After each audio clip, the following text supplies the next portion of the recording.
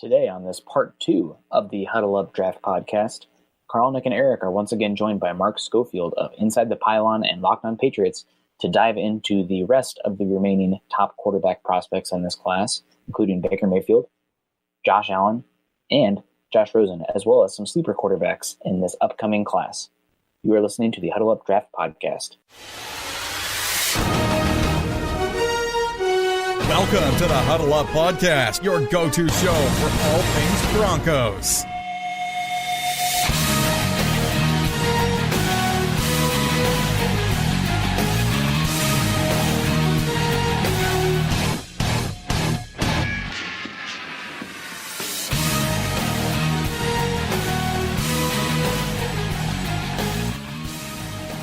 Once again, Broncos country, it is time to huddle up draft style. I am not your host today, Carl is, but because the original podcast ran long, we are cutting this up into 2 bite-sized podcasts for you listeners. We are joined by Carl Dumler, Eric Trickle, and special guest Mark Schofield of Inside the Pylon and Locked On Patriots, a QB guru of sorts, and probably one of the better quarterback draft Twitter followers and just draft followers in general on the internet these days. Mark has put in the time to really analyze the quarterback's prospects in this upcoming draft class and has put out articles and videos alike for each of the quarterback prospects. And we are very excited to have him on here today for the show. The Huddle Up 2018 Draft Show's focus is all things that relate to your Denver Broncos as it pertains to the upcoming NFL Draft. With Eric, Carl, and myself being draftaholics, we will be bringing you fresh insight and analysis each and every week, from scouting reports, player values, scheme and personnel fits, and general draft-related banter. Follow myself on Twitter at McKendallMHH, Carl at Carl Dumler MHH, Eric at Eric Trickle, and of course Mark Schofield at Mark Schofield. Be sure to tweet us any questions or opinions you have because we live for talking Bronco football and draft football. You can also follow the podcast Twitter account at HuddleUpPod. Make sure you check out ours and our co-writers' content at Mile High Huddle, a part of Scout.com, and an affiliate of CBS Sports Digital. We know you listeners are as football, draft, and Bronco crazy as we are, so please give us a click and subscribe to us on iTunes as well as Stitcher. Don't forget to share us on Facebook and Twitter. We wouldn't be here today without you listeners. So as a call to action, please take the time and go to iTunes or Spreaker to rate and subscribe to us to let your voices be heard on how you enjoy the show.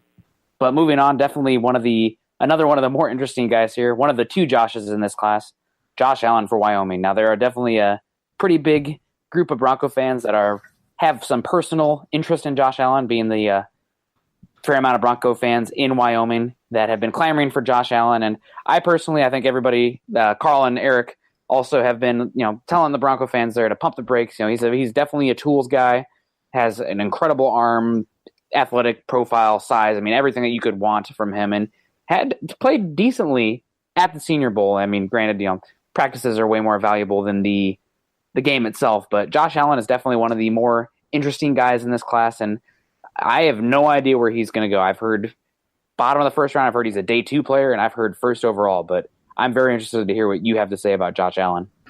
Yeah, and I think the way to sort of at least construct a framework for the Josh Allen debate is will versus should.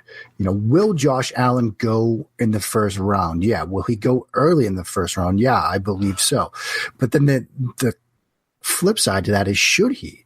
And I think from just a film review, film study, looking at the arc of his sort of development or even lack thereof, I don't think he's a guy that goes in the first round. I think in a vacuum, this is a guy that's like a day 2 guy, a second round guy. But quarterbacks get bumped up all the time. So that's issue number 1, which gets us to the Willie. Yeah. And he's got splash throws that make everybody, whether you're just a draft guru, whether you're a coach, a GM, you see some of the throws he can make at the Senior Bowl. You see some of the throws he can make in his bowl game. You see some of the ridiculous throws he can make scattered throughout his tape. And you think, I can get that to work. I can take that and mold it into something. So that's the sort of framework, is it will versus should. And, where I come down with Allen is, yes, you have incredible clay to mold, to work with, to shape, but you have to have the right hands to do it. And my concern with Allen is, as talented as he is, how often do we see guys come into the league that have, these incredible skill sets that just, it doesn't get developed. You don't have the right hands craft in him as he moves from, splash throw quarterback, playing in out Wyoming into a guy that is going to be an every down quarterback. I mean, my earliest comp on him, I just got done saying I wasn't a huge comp guy, but here I go, was Nuke LaLoosh from Bull Durham. And I know that's going to sound crazy, but that's who he is. He's got the $1 million arm, unparalleled arm talent, but he needs the other stuff. He needs to be able to throw the off-speed stuff, throw with touch, throw with feel, throw with anticipation, and he did. That was my concern with him coming into this year. I wanted to see that develop, and it never really came to fruition. And even when you see him down in Mobile for the Senior Bowl, anytime he had to make a throw with touch, feel, anticipation, placement, and stuff like that, that's where he struggled. And we all got a giggle of that video where it's him and Baker trying to throw against a stationary net, and Baker drills it, and Allen doesn't even hit the 10-foot wide net from 10 feet away. And people are like, well, how can that happen? And it's easy to make fun of it and laugh about it, but that's his issue. The feel, the placement, all the finer things that go into playing the quarterback position. He's a thrower and a great one, but he needs to be a passer. And to bring it back to the Nuke LaLoosh comp, he's not going to get a couple of games or a couple of months in the Carolina League with Crash Davis as his catcher. Like, his exposure is going to be at the pro level against very good defenses, not against AA type talent. And so that's my concern with him.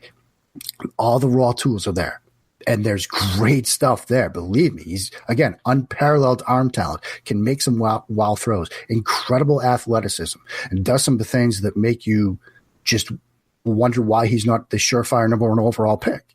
And then he'll do something to make you wonder if he's going to get drafted at all. And that's sort of the quandary with him. I always think of today's NFL just doesn't allow players to have the time to develop, especially a first-round quarterback. There's just a lot of pressure on an organization to get them onto the field as quick as possible. And I mean, Bronco fans, we just saw that with Paxton Lynch, where there was nothing in front of him. And so there was just kind of this push to have him start, and he just wasn't ready. And there's a lot of people before the draft, before he was ever drafted, that said he's a 2, maybe 3-year project. And all of a sudden he's a bust after 1 year because he can't get on the field. And I just kind of see that same thing happening possibly with Josh Allen, where he just doesn't have that time to develop the rest of his game. Yeah. And he stays that tools player.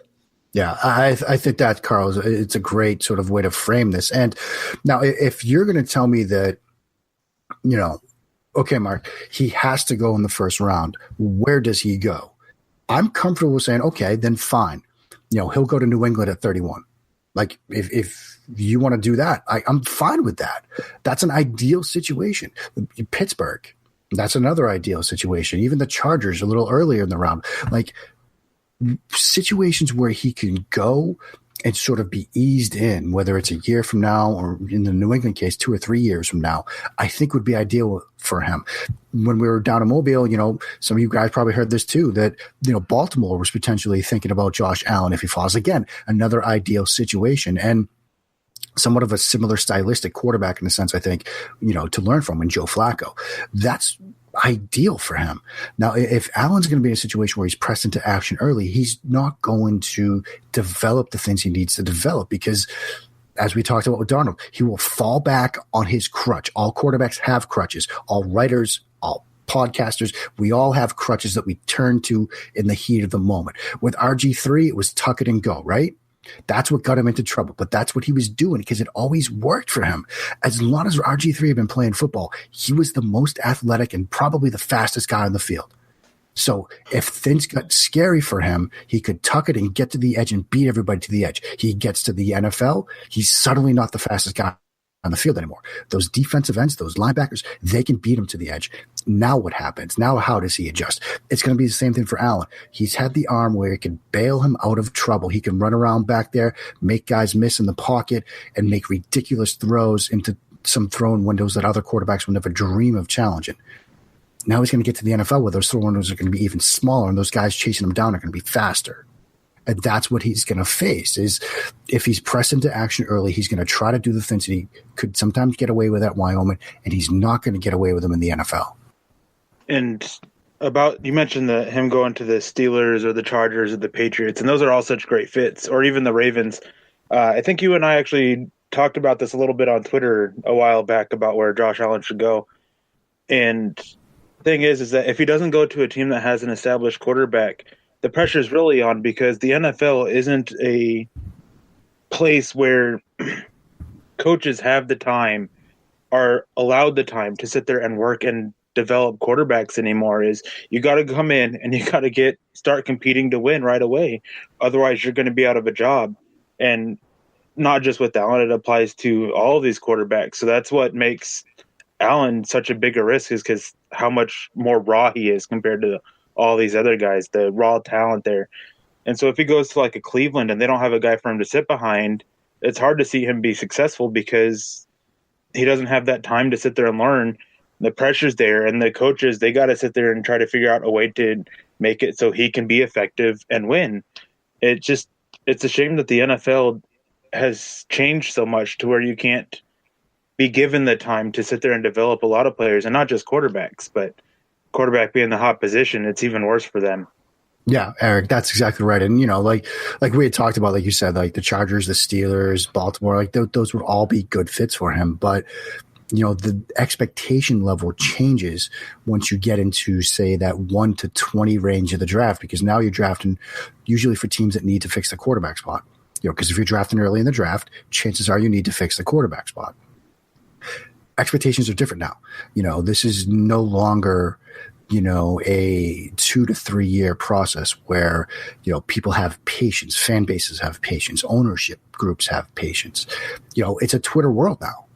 People expect results immediately. And so if Josh Allen goes early in the draft, like to a Cleveland or to some of the other teams like the Jets, for example, that need to fix the quarterback spot, there are going to be expectations that he plays almost immediately. And so that's going to be the problem with him. Because he's not going to get that patience, and he's going to have mistakes. All these rookie quarterbacks are going to make mistakes. Josh Allen, perhaps more than anybody else. If he's allowed to be in a situation where he can be brought along slowly, I think that is best for him, because there won't be sort of that concern at the outset, and there won't be, a fan base going crazy when he makes mistakes. But if he's forced into action early, the mistakes will be there. They will mount. The pressure, it will just be a vicious cycle for him. Yeah, that makes a lot of sense. And bringing it back to Josh Allen's tape and on the field, argument that's brought up a lot when people are arguing for Josh Allen is that, he didn't have the Division I talent around him this past year, and it made him look worse than he was. And granted, watching the Wyoming tape, you could see that their offensive line was not good. I mean, putting it lightly, their offensive line was not great this past year. They did have a guy like Chase Roulier last year, or 2 years ago now, that played pretty well there, but offensive line talent, not great. The weapons were not great, but still, from what I was watching on the tape, it wouldn't have mattered if it was Randy Moss out there or Gronkowski. Some of those balls were so erratic and inaccurate, and from the footwork to the processing speed to understanding not only where the ball needs to go, but the type of throw that is necessary, where it's going and everything, that was just so far and away issue that the argument that, he didn't have the talent around him, I don't think holds as much weight as it does at face value. Yeah.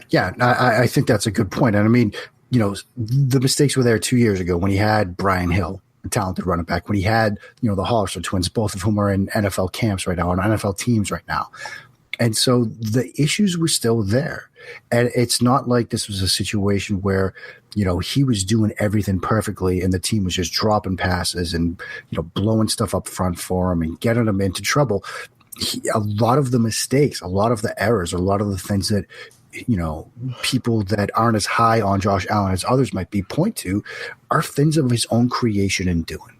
And so, you play with who you play with. And, it is interesting when other people point to, like, with Josh Rosen or with Lamar Jackson and say they didn't have great levels of talent around them. It's still up to the guy to make the read and to make the throw, and some of the mistakes were of their own doing as well. But with Allen, the other thing to consider is we always like to see these guys elevate the level of talent around them. And if that's what we're looking for, then did Josh Allen accomplish that this year? And it's hard to make the case that he did. He had a great bowl game. They looked great in the bowl game, but was it there throughout the course of the season? Yeah, and on that talent point, Denver fans saw this is that the quarterback held the skill positions back. And so when I watch Josh Allen's tape, I sit there and part of me actually starts to wonder I'm not going to say that his talent around him is so great, but I start to question did he hold him back a little bit because of his accuracy issues? And that's not a question that I really can answer that well because you just can't really say for sure. I know in Denver that was the case, and maybe it was with Allen. He still really has all the tools, but I'm just not a fan of the talent around him argument. I mean, Carson Wentz, I went back a few weeks ago on Twitter and looked at the talent he had around him and where they're at in the NFL now, and there's not many that are around him, and look at what he did and look at what he's done. And just individual skill matters a lot, and Allen, while the tools are there, just lacks in a lot of ways. So I actually just hate the talent around him argument personally. Yeah. And, it is interesting because you do hear Wentz's name brought up a lot, and mostly by the people that are sort of on the pro-Allen side of things. And, I don't want to say pro-Allen, anti-Allen, or anything like that. We're all just trying to evaluate these guys. But it seems like, the people that are more believers in Josh Allen sometimes point to Carson Wentz and say, look, he was coming from a lower-level school, big, tall, athletic guy with a big arm. But I think there are some differences that, it's important to highlight between Wentz and with Allen. But because we saw with Wentz, a sort of a deeper sort of mental understanding of the game. Wentz had absolute freedom and autonomy at the line of scrimmage to make audibles, to get his team in and out of plays, to, change the protection. He had that comeback win against Northern Iowa as his senior year where he had a 2-minute drill in the closing minutes to win that game. Game-winning touchdown came on an audible in the red zone where he had the freedom to call a fade route to a freshman wide receiver. And it's stuff like that, show that Wentz was just an advanced sort of quarterback and study coming out. You talk to Wentz's offensive coordinator and, he wins the national championship as a junior. Wentz does. And the offensive coordinator always has his quarterbacks do an exercise where they have to go back and watch their tape and, highlight like 10, I think, decisions from each game that they would have made differently.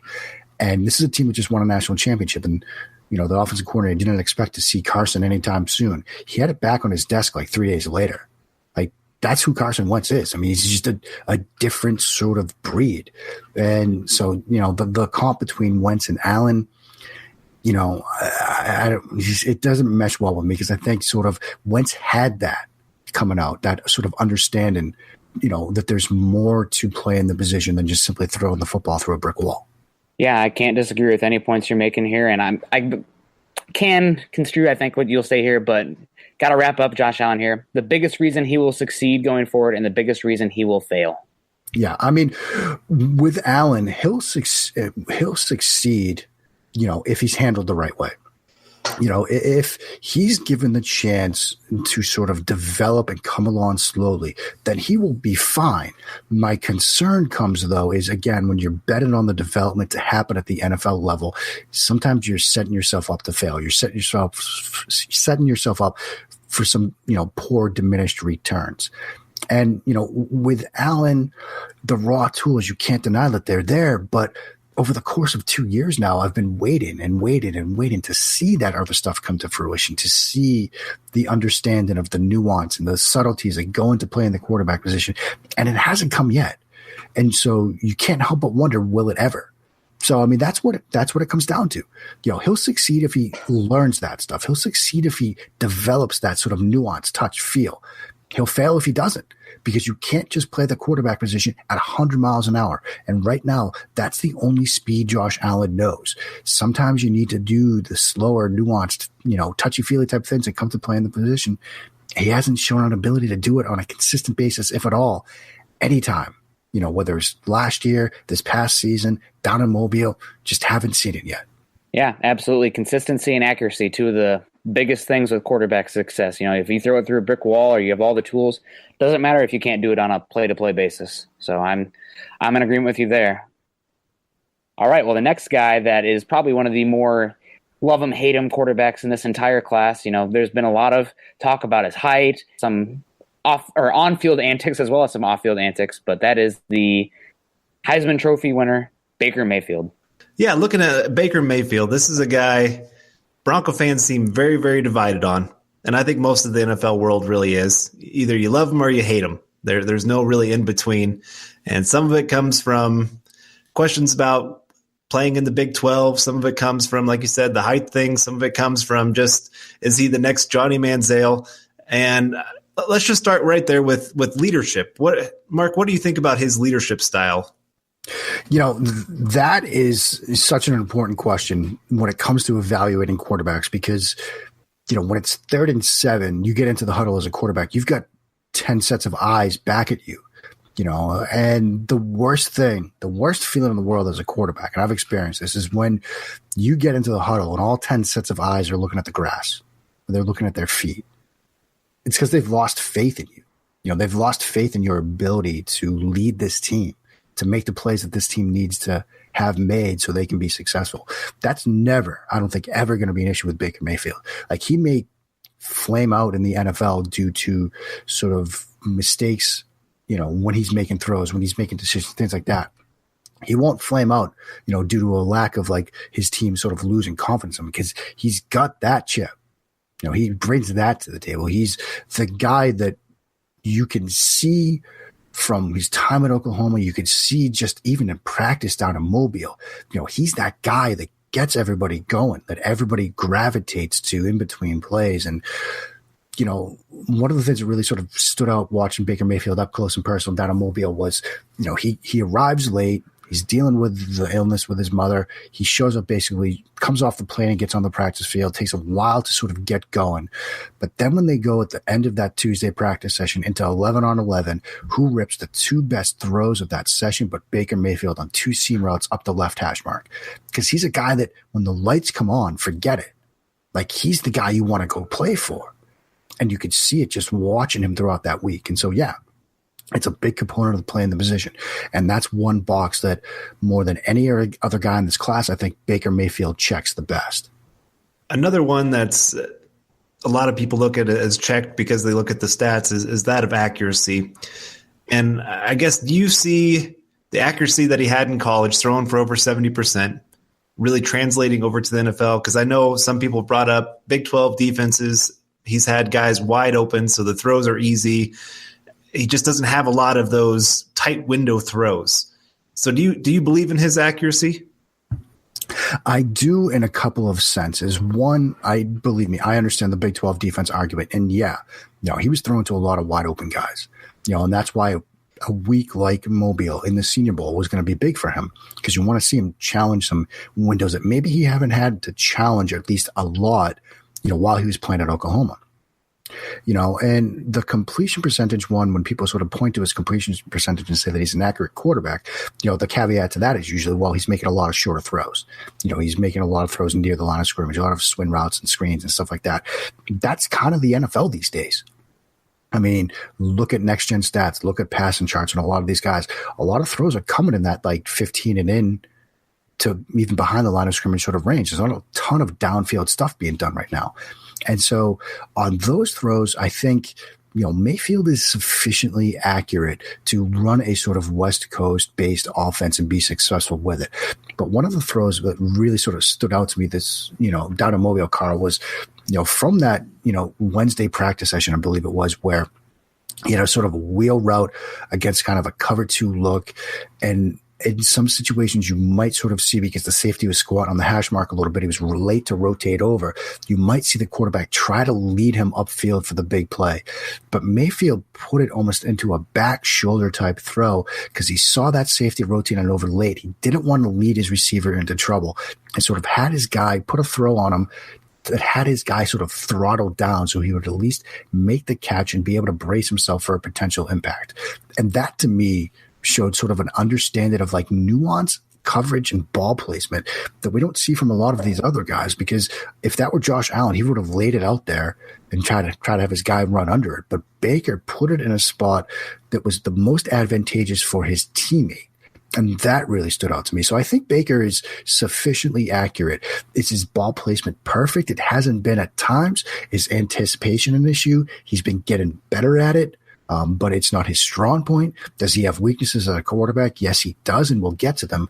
But I think he's accurate enough to run, a couple of different offensive systems and be successful. He improved as a pocket passer as the years went on, but he's still one of those quarterbacks that kind of almost seeks chaos every once in a while. What are your thoughts of that translating to the NFL? Does he have to get better at being a pocket passer, or can he really live kind of running around a little bit, waiting for somebody to get open like he has in college? And what's really interesting about that is, before last year's draft, the December, so I guess it was December of 2016, excuse me. I wrote a piece looking at Baker, basically talking about the conundrum of comfort and chaos. Because when I was watching him when he was a junior, it always would seem like there were times when he had easy throws, whether it's a check down or a quick flat route or a stick route or something. And there were times when he would pass those up and almost draw more pressure to himself. And that's what he wanted. He wanted to be in those situations. And I revisited last year and did a piece just a couple of weeks ago, looking at his senior year tape and again, highlighted more examples of that. It does seem like, and this is something he's going to need to improve on, that he invites chaos, that he seeks it out, that, I've got this easy stick route on 4th and 3. Well, that's nice, but I'd rather buy some time and make something crazy happen downfield, or I'd rather, buy some time and get a scramble drill dig route, come open late. He can't do that all the time in the NFL.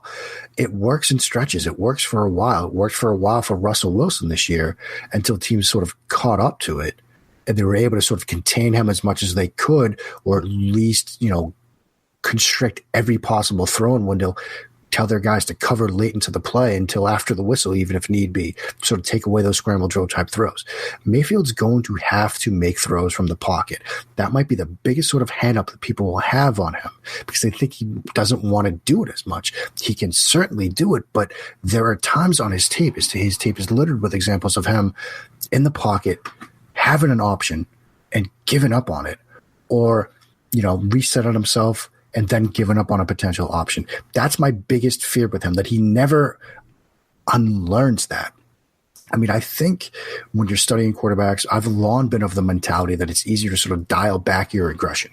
You can learn to be more conservative. It's hard. It's almost impossible to learn to be more aggressive. That's one of the many things, but one of the things that doomed me as a quarterback was I was always conservative. And I could never become more aggressive. With Mayfield, I think he'll be okay. I think there's the opportunity to sort of dial back that thrill-seeking, chaos-seeking element to his game. But if he doesn't, that's going to be the thing that holds him back. Yeah, I remember one throw. I can't remember who he was playing, but it was, I think, a 3rd and short, and they ran a rub route over the middle. And instead of hitting the guy for an easy first down, he decided to take a deep out pattern, and he hit it. And it was a first down. I mean, it was a great throw, great play, but it really wasn't the first read of the play. Yeah, he was just looking for that bigger play down the field. And that's a perfect example. And that's a great example of, like, you got to strip away the process from the results when you're studying these guys, because, you can point to examples of a lot of these guys and say, wow, that's a touchdown throw. That's got to be a great play, right? But when you sort of strip it all away, how the player got to that decision point is flawed. And is that a sort of fatal flaw in the National Football League? And it could be conversely where you see sort of no throw decisions, which are either good ones or bad ones. And so that's going to be the trick for, unlocking the quarterback inside Baker Mayfield, is balancing the ability that he has sort of in those chaotic moments with the need to make throws on 3rd and 7 from the pocket, and the need for all NFL quarterbacks to take that easy throw when the defense gives it to you. If they're going to show you off coverage, take the hitch route. Why make it harder on yourself?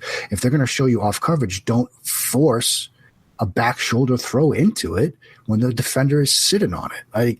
That's what he's going to have to balance. And it's a balance for a lot of quarterbacks. It's going to be a critical sort of question that Mayfield answers as he enters the NFL.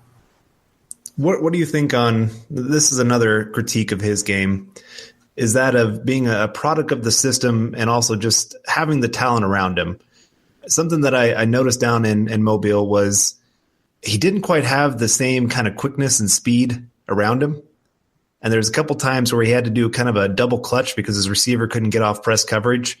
And you could tell he's just getting kind of frustrated. He's used to his guys getting open in a hurry and being able to make those quick throws. And do you think that's going to be a struggle for him moving to a less possibly talented team where guys aren't going to be quite schemed open like they do there at Oklahoma?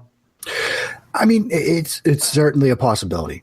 But I think a lot of what we saw from Baker down in Mobile was also his process and speed. And I think part of it comes from, a lot of what he's asked to do in that offense is to sort of read, process, react, and decide, based upon what the defense is showing him, whether it's, coverage looks, whether it's RPO stuff where you're reading a defender and making a decision based off what that guy does. The process of speed for Baker Mayfield is pretty advanced as far as the guys in this class. And so there are times, I think, whether it's down in Mayfield whether it's down in Mobile or whatever, where he's sort of ahead of the structure of the play. And this was something we saw with Carson Wentz as well, where he's almost waiting on the play to sort of come to where he needs to be able to, where he can finally pull the trigger because his mind, his footwork, and everything else is that far ahead of schedule. And what was really interesting watching Mayfield down in Mobile was, a lot of these one-on-one drills as a quarterback, you might get lazy, you'll just stare down the route. But Mayfield is always looking off defenders, even if it's a simple one-on-one drill, even if you're just throwing to a receiver against air. He's always moving his eyes. He's always going through every single rep like it's a progression. So I loved seeing that. And it's just something so small, so almost insignificant. But it tells me that Mayfield's constantly going to be that guy that's like working through progressions and working through reads. And, he was playing with good talent around him. But I think the process and speed is kind of what led to some of that sort of frustration you were talking about down in Mobile, was because he knew where he was supposed to be going with the football ahead of where the play was in its own progression and development. And so I think he's going to be fine when he gets to the NFL dealing with that because, he'll be playing with pretty good athletes. The speed of the game will be faster, but it will almost speed up to the point where now it's on par with where he is from a mental awareness standpoint. What would you say at the NFL level he's going to need to succeed? Well, I think it's almost imperative, I think, for Mayfield to get into the right offensive system. I think he's tailor-made for sort of your West Coast rooted 2018 offense, which would take on components of spread stuff, RPO stuff, and air raid type stuff. I loved the idea of him in New York. When you look at how the Jets ran their offense last year, it was West Coast rooted in what John Morton was doing, but there was a lot of mesh stuff, air raid stuff. They did do a couple of RPO type things. I think they'll do even more with that if they've drafted Baker Mayfield. I mean, I think with him, the downfield passing game isn't his strong suit. He could make some downfield throws. Yeah, he has the arm strength to make some downfield throws, sure, but I don't think that's what he's best tailored to. I think for Mayfield, it's the dual process of avoiding chaos and having the right offensive fit. And that's why I think sort of a West Coast offense would be best for him because it's quicker. You're supposed to get the ball out quicker. The routes aren't going to be designed downfield where he's going to have a situation where he's going to create chaos on his own. And so I think that's really important for him. And I think that type of offense will serve him well. Yeah, I agree with that. And that's, I guess, maybe a little bit of my concern with the Broncos is Musgrave does like to go deep a lot more. Yeah. And that's a concern when you're looking at Mayfield and trying to project him into an NFL offense. If it's a heavy vertical based passing offense, I'm not sure it's really the best fit for him. I think there are guys in this class that will be better fits for that type of offense. So, I mean, if you're the Jets, I think it makes sense. But maybe if the Broncos, as most of your listeners are, I'm assuming, but if you're a Broncos fan, it's probably not the best fit. What would you say would be the biggest reason he's going to succeed in the NFL? I think competitive toughness. And, that's self-evaluation is such a huge sort of part of doing what we do here. And, 2 years ago when it came to time to rank Dak Prescott as a quarterback, I barely had a draftable grade on him. And I missed wildly. And I'm going to do a piece later on where I break down why I missed. And the reason why I missed was, even though I noted it and was fully aware of how competitively tough Dak Prescott was. I mean, you see him, fighting for extra yardage in a blowout loss against Alabama. You see him doing all these other things to really try to put that team on his back. And, I noted it, but I missed it. And what I didn't take into consideration was a guy with that kind of level of toughness, that mental toughness, was going to do everything he could to become a better quarterback. And that's what Prescott did from the time he left campus coming in to the National Football League. I hung my hat on all the ball placement, wasn't perfect all the time. And that's what really, allowed me to sort of give him a bad grade. Now let's spin that forward. Having learned from that, I look at a guy like Deshaun Watson who shows it. I look at a guy like Baker Mayfield who shows it. And it just gives me a little bit more confidence to say that when he gets to the NFL, he's going to fix the things he needs to fix, because he doesn't want to lose, whether it's losing a game or just losing and getting knocked out of the league. Like, Baker Mayfield is going to always be a walk-on, and people might ask, why does that matter? Well, what's the first thing, if you meet Tom Brady, what's one of the first things he's ever going to say to you? I was drafted in the 6th round. He's the greatest quarterback arguably of all time. He's won 5 Super Bowls. He's married to a supermodel. He has the perfect life.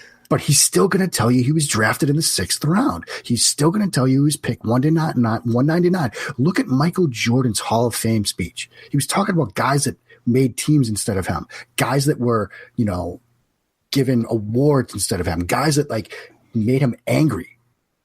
Sometimes the great ones have a bit of an insanity streak to them, where they take every perceived slight and magnify it. And that's why Baker Mayfield will always have that chip on his shoulder. He will always be a walk-on quarterback. And as a result, he may not end up being a great quarterback in the National Football League. He might not have a Hall of Fame career or anything, but I'm going to bet on this guy, fixing what he needs to fix and being the worst, a mid-tier type quarterback very early in his career, because I'm not going to go ahead and bet against the chip on that guy's shoulder. Yeah, I mean, you can see it easily just this last, what was it, a week ago, where some guy said that he was going to Texas and was going to be OU, and he had to comment, good luck on that, and just that, you see that competitive in him, that he doesn't want to have any kind of slide. He doesn't want to – he'd almost rather not lose than win. Yeah, that's exactly right. And, that's where some of the sort of – Manziel-esque immaturity issues come up with him, but it all comes from he plays the game with almost, a righteous anger and fury that if, you don't shake his hand, he's going to go out there and tear your head off. And he's going to let you know throughout the entire game that he's tearing your head off. That's just how he approaches this game. But when you're playing the quarterback position, that's how you should play it. You have to play it angry. You can't play it timid. You can't play it scared. You can't be worried. You have to go out there and take the game by the throat. And that's what Mayfield seems to do on almost every single occasion that he's out there. He'll make mistakes, yeah. He'll get himself into trouble on the field by getting into chaos and seeking it out, yeah. But as long as he tempers that back a bit, I think it could be a good one. I can't disagree with any of that. And you're right. He'd be a tough one to ever bet against. Yeah. Because he'll let you know bet against him. That's the other thing. Yeah. Yeah. Don't add him on Twitter, anybody. Yeah. You don't want to do that. We still have a few more quarterbacks to get to here, but we want to say thank you to our sponsor, Audible. Get a free audiobook download and a 30-day free trial at www.audibletrial.com/huddleup. Over 180,000 titles to choose from for your iPhone, Android, Kindle, or MP3 player. Again, that's www.audibletrial.com/huddleup. All right, well, let's get to our final guy here, the other Josh, and the guy that's, again, another polarizing quarterback, a guy either that you love or you hate about his game. And you watch his film and you sit there and say, man, this guy's accurate, he's smart, he's quick processing, all that kind of stuff. And then you read other stories about his personality and leadership questions. And I guess let's just start right there, because that's the really big question with him. Where do you fall on the personality leadership questions with him? Yeah. And what's really interesting about Rosen is if it were purely a between the lines debate on all of these quarterbacks, I don't think there would be a question that Rosen was QB1. because I think he's the cleanest, most scheme diverse, most well-rounded package of all of these guys purely on the field. And, for my line of work, for what we do, like that's all I can really base this stuff on. And so that's why I'm going to end up with Rosen on the top of my quarterback board, is because, I look at the fact that he can thrive in any offensive structure. I look at it's almost clinical how he throws the football. Accuracy, ball placement, it's all extremely good. You look at all of his interceptions and, on some of them are route miscommunication issues, which maybe were his mistakes in part, but maybe they weren't. A couple of them were drops, but there weren't a lot of repeated mistakes. Sometimes he was trying to maybe do too much, and that could get to, guy trying to win games, but you don't see a lot of the same route concept ended in an interception like you saw with Sam Darnold in the smash concept. Like not a lot of repeated mistakes, which shows you that he's learning, and if he's making mistakes, he's at least developing through that. So I think if it were purely an on-the-field sort of analysis, Rosen should be, with maybe some exceptions, everybody's surefire QB1. But the other stuff is what's going to be his red flag. There's the 2 concussions, and with everything that we now are learning about the game of football, that is an issue. It's hard to ignore it. I mean, if it were 2 ACL injuries, people would be looking at it too. So, it's a part of the game and it's a part of the evaluation process. And when you're talking about potentially spending, a rookie first-round quarterback contract on a guy, you want to make sure that he's going to be able to play the duration of not just one, but multiple contracts. So that's an issue. And then, of course, there's sort of the off-the-field stuff, whether he has interests or pursuits outside of the game of football, whether it's, some of the immaturity stuff and the leadership stuff like we heard with Connor Cook, although I heard a lot more of it with Connor Cook than Josh Rosen.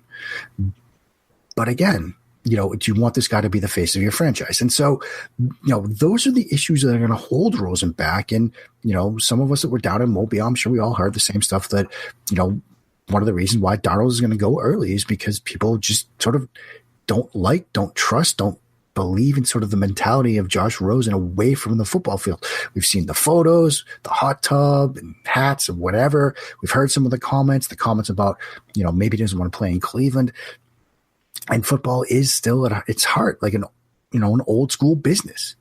And people are going to want guys that live and breathe and eat and sleep the game. And, sometimes when you come across guys that have pursuits away from the game or have interests away from the game, that rubs people the wrong way. And so if Rosen falls, it's going to be a combination of the off the field stuff, because on the field, I think he's as clean as it could be. I can't argue that at all. As an NFL team, like you said, with him being the face of the franchise, how big is it that they kind of toe the line when they get to those press conferences? Because as we've seen, Josh Rosen is pretty much the opposite of that. He'll speak his opinion, and he'll be very, very truthful with the media. Yeah. And, that is going to be such an interesting thing to see unfold, because, you can sort of surmise there might be some ownership groups that are going to be, more standoffish when it comes to having a guy that's going to come out and sort of speak his mind and, open up his mind and, say whatever he wants, particularly as a rookie quarterback coming in, and in some organizations and in some, even you can say some areas of the country, people might be more receptive to that than others. Like, the New York Jets, for example, they might be sort of fine with that because, they've got Joe Namath. That's sort of their storied history. He was sort of a brash guy. It was almost like Hollywood nature in some sense, the fur coats and stuff. And now you get a California kid who's going to speak his mind. Maybe that could work. But then you look across town with the Giants and, the Mara family, I think they're a little bit more, buttoned up, so to speak. And so maybe that wouldn't play well. If the Patriots had an early pick, could he go to New England? I'm not sure. I'm not sure that's really the best fit, because New England, they like their guys to keep things buttoned up and, lips sealed and nobody talks. You make a foot joke about Rex Ryan and you're going to get benched for a couple of series or two. Like, that's the way they treat it. So maybe it wouldn't fly there. And so, it's, when you're making a decision to make somebody the face of your franchise, you have to take into account in this day and age, like everything else that goes on away from the field, the fact that the NFL is now, 365 business, 350, 52 weeks a year. Everybody's consuming some sort of NFL type content, whether it's the draft, free agency, schedule releases, whatever. And this guy's going to be the face of your franchise. And in all of that, all the time. And you have to be comfortable with that relationship. You have to be comfortable with him, being the face of your organization, the face of your business. It's a big part of it when you're talking about quarterbacks. So, yeah, I mean, there will be some ownership groups, I'm sure, that they're going to see some of the stuff that he said. They're going to look at some of the stuff that he's done, some of the beliefs that he's had, and say, I'm just not sure it's right for us. He's definitely right for me, in my opinion. I am a big Josh Rosen fan. I know I saw you when I asked you if you would come on the podcast. You retweeted my lengthy article on Josh Rosen, the pounding the table one, saying he's quarterback one. And I understand that he has some issues, the lean frame, the concussions, the durability is there. There are some issues where he tries to do too much. And we saw that in your interception piece on Josh Rosen as well. That's something.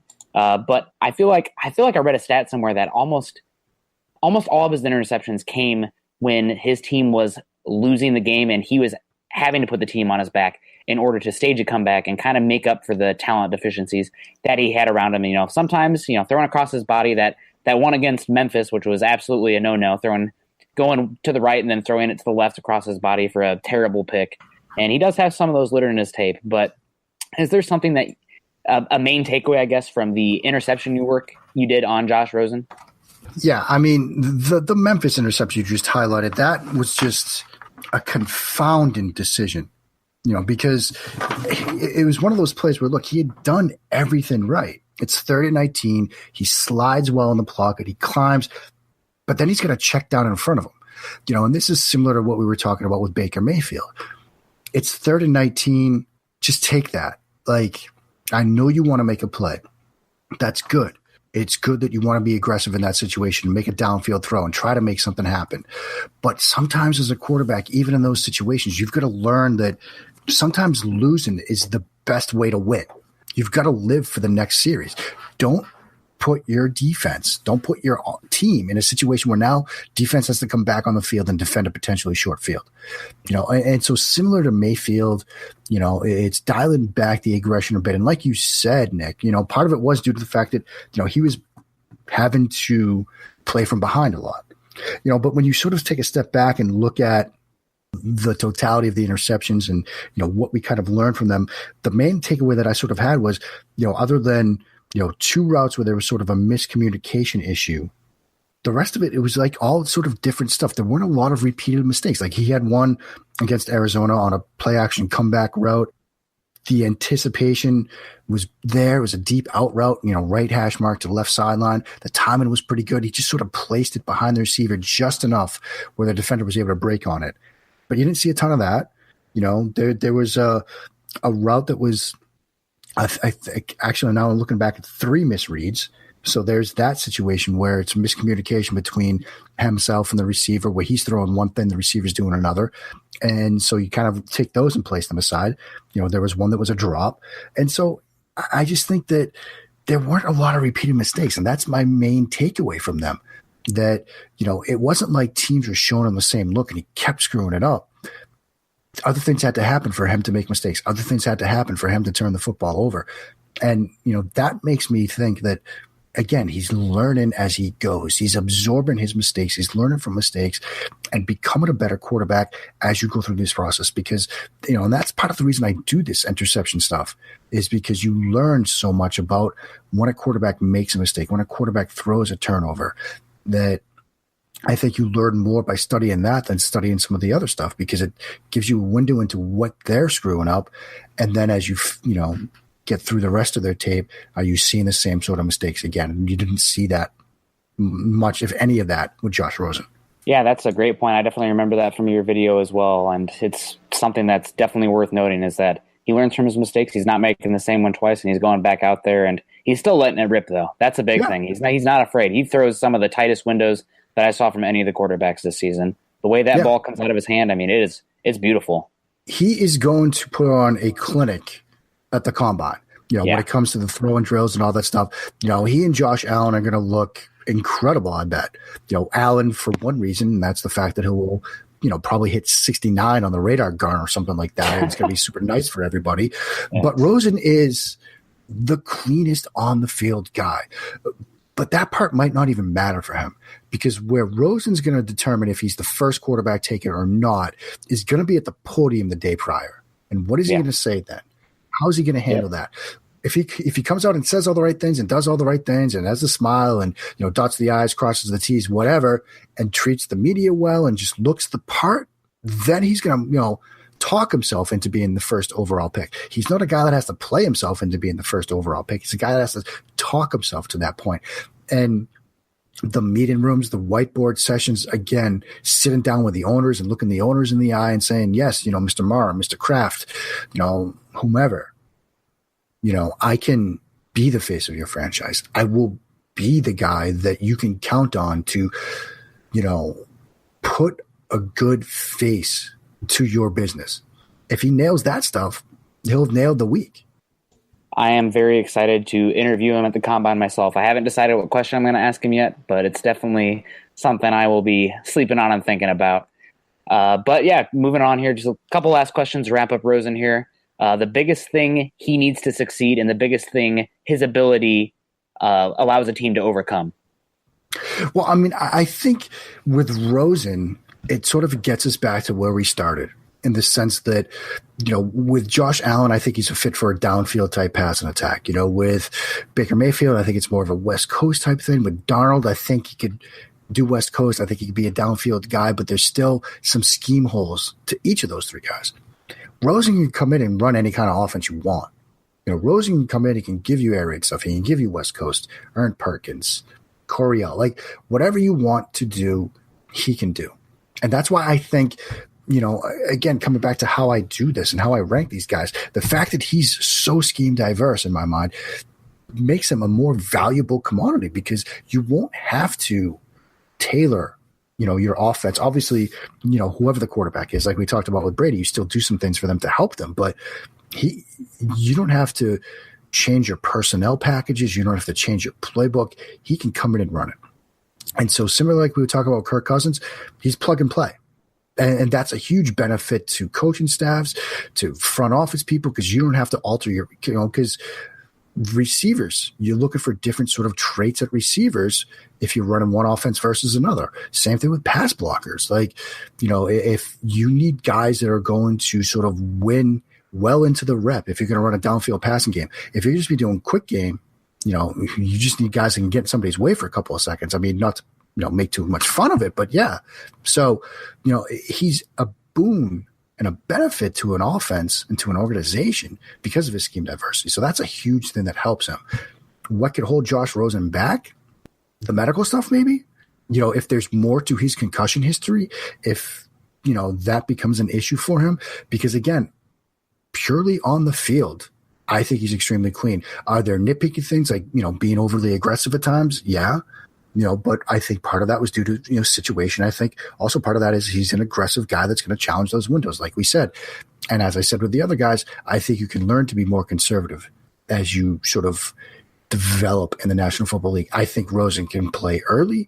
I think even in Cleveland, I think he could have a level of success even if he were playing early. And so, that's why to me, it would take something wonky to happen for him not to be my top quarterback in this draft.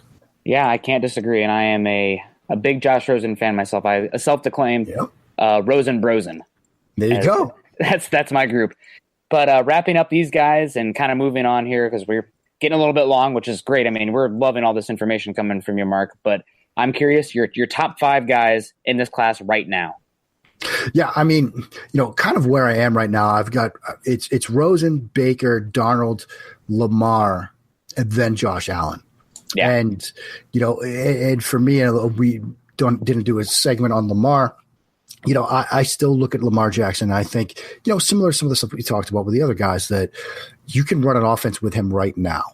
And I think with Allen, it's the betting on development part where you're going to need more development to him. Josh Allen might end up having the highest ceiling out of any of these guys, but it's the floor that worries me. I think with the other 4 guys, you can get them in and run on an offense and be pretty successful right away. with them. But with Allen, there's just so much he needs to clean up. So that's kind of where I am right now. I doubt that it's going to change as if I do my third and fourth pass on each of these guys. Maybe something happens, but yeah, that's kind of my top 5 right now. Yeah, I can't disagree. I would have loved to have gotten to Lamar Jackson here, but time is an issue, and based on some inside information, I don't think the Denver Broncos are as interested in him as these other 4 guys. So we will see about that. Okay, we got a couple more quarterback questions here. Nothing big, not going to dive in so deeply here, but a day 2 guy who you think will end up a solid starter in this league. Is there one in this class this year? And if so, who it is? Yeah, I mean, if we're going to sort of treat Lamar as sort of a day 1 type guy, I'll leave him aside for a minute. I think the 2 to keep an eye on are Mason Rudolph and Kyle Lauletta. Rudolph, I think, looks like the guy that might have a pretty high floor. I think I'm not so much sure how much better he could get, but I think, Mason Rudolph is a guy that's probably going to be in the league, 10, 15 years, maybe as a, backup spot starter type, a guy that you might see catch fire for a couple of seasons in one situation. So I'm definitely sort of intrigued by him, but I'm not sure how much growth and development, room there is with him. With Lauletta, I think what you're seeing is a pretty advanced cerebral type quarterback, a guy that played for 4 different offensive coordinators, knows the game inside and out. There are some scheme limitations to him, doesn't have the huge power arm, not fitted for a downfield type passing game, but he can make 95% of what most offenses do, make 95% of those throws sufficiently with sufficient velocity, good ball placement, good processing speed, athletic enough, throws well on the move. And so I think in certain offenses, like perhaps New England, he would be a good fit. So yeah, those are the 2 guys I look for, sort of day 2 guys that will start. Yeah, absolutely. Those are guys that we've talked about on this podcast, as well as some that we have some interest in that could be those types that, probably not a high-end starter. You never know. Things can change. Right. But probably not a high-end starter, but could be a spot starter and definitely have a chance to start in the league for a number of years. But the final question here for the sleeper quarterbacks, a day 3 guy or guys that you think will stick around for a few years, spot starter type, and could have some potential starting down the line. Yeah, I mean, I love sort of talking about day 3 quarterbacks because I always – you spend so much time studying these guys anyway. You want to get a chance to talk about them a little bit. So, I look at Mike White from Western Kentucky. I think he's fairly scheme diverse. I don't think he gets enough credit for that because I think he could run most offensive systems. Loved his game against Middle Tennessee State, his final regular season game. Middle Tennessee State doing some stuff up front with a 3-3-5 look. A lot of different looks, stunts, twists, blitzes up front. Shows some great sort of processing speed in those situations. Did a great job sort of replacing the blitz with the ball, which I really like to see. So you could see how he could run in a couple of different offensive systems. Kirk Bankert, the kid from Virginia, his first 40 minutes against Miami might have been some of the best quarterback tape of this entire group. I mean, he just was incredible. But then he made the one mistake, throws a pick 6, and it kind of goes south from there. But he did some nice things in that game, some nice things against Boise State. So I think he could stick around in this league. And then as we sort of get really deep into this group, Chase Litton from Marshall. I kind of made sort of the Tanner Lee as Josh Allen light comparison, and I think it's all similarly apt with Chase Litton. Has an incredibly powerful arm, makes some head-scratching throws, like throws where he's fading away, throws where he doesn't have his feet set. But I think he's a guy that could stick and maybe be a practice squad guy for his first couple of seasons in the NFL, but he has some of the raw tools that if he gets a chance to refine them and stick around for a while, he could be a guy that sort of grows into a starter a couple of years down the road. Yeah, he's one that I liked what I saw at Marshall. I was pretty surprised that he came out this year, though. I was very surprised when he came out. I mean, I had done, a lot of baseline work for him last summer. As the season wore on, I watched a couple more games, but I assumed that he was going to head back.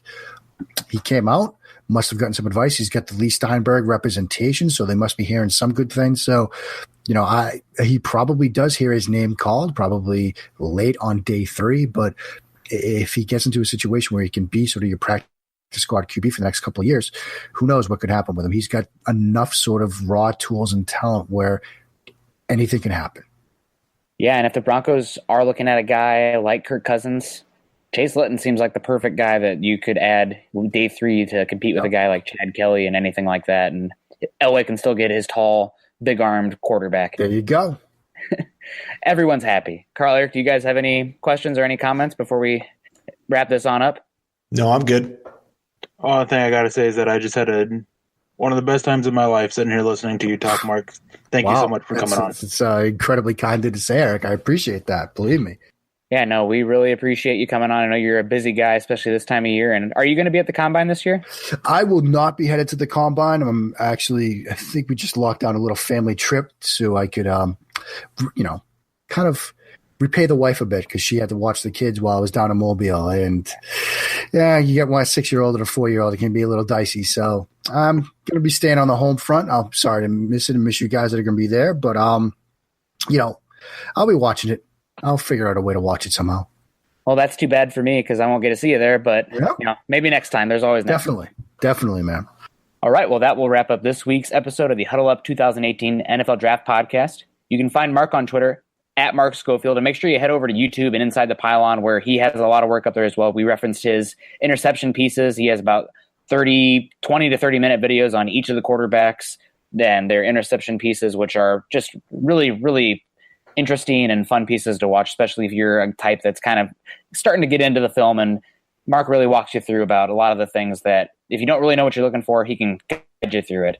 You can also find Carl on Twitter at Carl Dummler MHH, Eric at Eric Trickle, and myself at Nick Kendall MHH. Also, make sure you head on over to Mile High Huddle, an affiliate of Scout.com and the CBS Sports Digital, to find our articles, not just related to the draft, but all things Denver Broncos. And also, I would suggest listening to the Locked On Patriots, where Mark hosts each week, each day. But, well, I don't really think the Denver fans love those Patriots. I understand. I more than understand, guys. You don't have to listen to it. Although I do talk about the quarterbacks a lot, so maybe you can keep an eye on for those QB shows. But the rest of the time, I understand. Yeah, no, absolutely. And I think next year's the first year for flipping ever that the Broncos and the Patriots won't be meeting up. So I guess we can have a mutual friendship there next year. That sounds great. Yeah. So it's until Brady retires, it's a little bit wishy-washy. Bill Belichick, I mean, I don't know if you're a big Anchorman fan, but the point I'm at with the Patriots right now, it's like the end of Anchorman where he's holding the ladder. It's Wes Mantooth holding the ladder. He's like, gosh dang it, I hate you, but I respect you. And it just gives him a kiss. That's where I'm at. Yeah. Yeah, no, I understand. I mean, I've told people that, when Brady and Belichick finally shuffle off and retire and head to the retirement homes or the carnival down in Brazil, Patriots fans, we're going to be walking the deserts of fandom for the next 10 to 15 years because the run that we've had has been so ridiculous and so undeserved that we're going to get quarterback purgatory plus for the next 15 years of bad guy after bad guy. So our days are coming. But you have the Packers and the Colts who just walk on from Favre to Rodgers and Manning. Well, I say that while in the back of my mind hoping that Kyle Lauletta does pan out when the Patriots draft him at the end of round 2.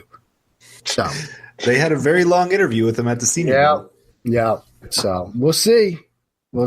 I'm sure they're going to look at him. He just feels like that type for sure. You can also follow the Huddle Up Podcast by subscribing to us on iTunes and for Android users, Stitcher, as well as check us out on YouTube. You can follow our Twitter account at MyHuddle and at HuddleUpPod. Again, please be sure to subscribe and rate us and reach out to us as we love interacting with fellow Bronco fans. For Mark, Carl, Eric, I'm Nick Kendall wrapping up another episode of the Huddle Up Podcast. We hope you enjoyed it and we will see you next week. Go Broncos and go draft. Mile High Huddle.